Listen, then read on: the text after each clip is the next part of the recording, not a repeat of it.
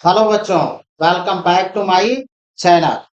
और आज के सेशन में हम लेकर आए crazy trick to learn centre of mass formula. Short में आप सेंटर ऑफ मास फार्मूला को कैसे रिवाइज कर सकते हैं वो चेकलिस्ट होगी। और इस चेकलिस्ट में कुछ हम भोजपुरी स्टाइल में आपको लर्न कराएंगे। रंग कमाल तो हम रंग सनम देवी के लगैबे करब, रंग कमाल तो सनम देवी के लगैबे करब। लेकिन हम पहले थोड़ा डिटेल्स में बता लेते हैं, फिर सबका लास्ट में हम चलकर देखते हैं। सारांश आर का मतलब है यहाँ पे राड, और राड का एल बाई टू होता है। सी का मतलब होता है सॉलिड कोन, और सॉलिड कोन का होता है एच बाई फोर। और इसके बाद आता है ट्राई एंगुलर प्लेट के हालो कोन, और ट्राई एंगुलर प्लेट के से निकलते हैं एच अपॉन थ्री। और इसके बाद होता है hollow hemisphere, R by two होता है। इसके अतिरिक्त होता है semi circular ring, two R upon pi. और उसके बाद होता है सॉलिड हेमीस्फीयर, सॉलिड हेमीस्फीयर का होता है थ्री आर अपॉन एट। और उसके बाद semi circular disc, semi circular disc का होता है four R upon three pi. फिर हम लोग इसको अरेंज करें, रंग कमाल तो हम रंग सनम देवी के लगैबे करब, रंग कमाल तो हम सनम देवी के रंग लगैबे करब। तो अब आर का मतलब क्या था, रिंग। सी का मतलब था कोन। अब इसमें लगाएंगे हम फ्रैक्शन। और लास्ट के जो थ्री है, लास्ट के थ्री है, उसमें हम लेंगे टू थ्री फोर। और जो पहला था उसको तो एक्सेप्शनल छोड़ेंगे।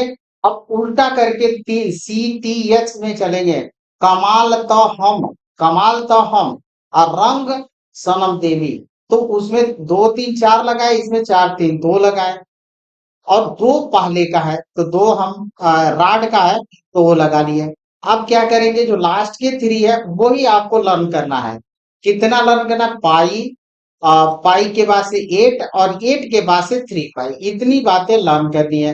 बाकी चीजें आप पूरी की पूरी जो जितने सेवन है, सेवन शेप है, और सेवन शेप के आपके सेंटर ऑफ मास के फॉर्मूला लर्न हो जाएंगे। अब देखिए, राड है तो लेंथ होगा, तो हम ले लेंगे किसमें, न्यूमरेटर में यल।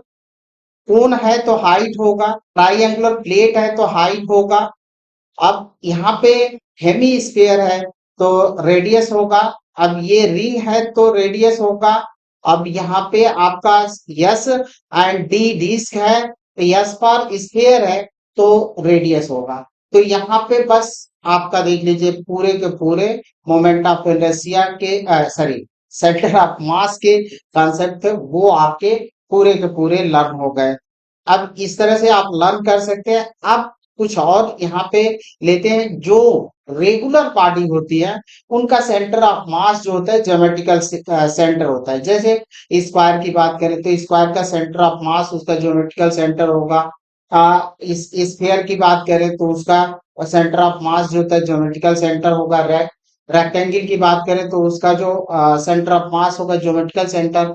जो हमने लर्न किया वो किसके लिए लर्न किया, किसके लिए ये लर्न किया, जो हम लोगों ने लर्न किया वो या तो स्पेशल टाइप के थे। जैसे हमारा था क्या, यहाँ पे आर था, कौन सा राड था। सी कौन था, सर्कुलर कोन था। और ट्राइएंगुलर प्लेट था, हेमी स्फीयर। फिर रिंग, फिर सॉलिड का semi hemisphere and solid hemisphere. तो ये इस तरह से थे।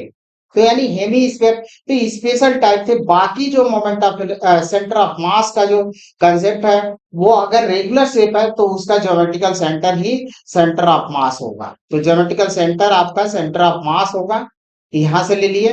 अब आते हैं centre of mass of two particle system. अगर टू पार्टिकल सिस्टम है तो centre of mass m1 r1 plus m2 r2 upon m1 plus m2। अगर इसका x कोऑर्डिनेट ले तो m1 x1 plus m2 x2 upon m1 plus m2। y coordinate m1 y1 plus m2 y2 अपन m1 plus m2। z coordinate ले तो m1 z1 plus m2 z2 upon m1 plus m2। Centre of mass of A continuous mass distribution या rigid body की बात करें तो उस condition में हमें डिफरेंशिएट करना होता है। RCM equal to RDM upon DM.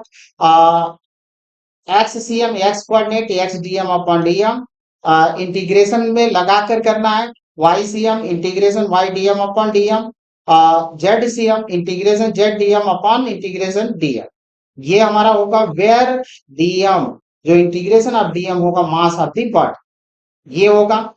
अब यहाँ पे एक 3D rigid body has uniform density, अगर यूनिफॉर्म डेंसिटी है तो मास को हम किससे रिप्लेस कर सकते हैं, वॉल्यूम से रिप्लेस कर सकते हैं।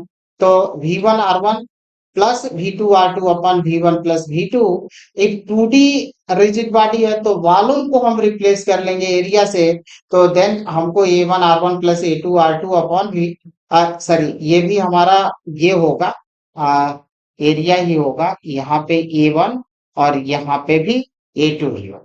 तो A1 A2 एरिया से अगर कोई सम मास पोर्शन अगर रिमूव किया जाता है तो उस कंडीशन में हमारा होगा RCM equal to A1R1 minus A2R2 upon A1 minus A2, जहां पे A1 जो रिमूव से पहले बॉडी थी उसका एरिया है, R1 पोजीशन वेक्टर है रिमूव से पहले सेंटर ऑफ मास का पोजीशन वेक्टर, A2 जो रिमूव्ड बॉडी है उसकी एरिया है, R2 position vector of centre of mass of removed body, and A1 A2 upon A1 minus A2।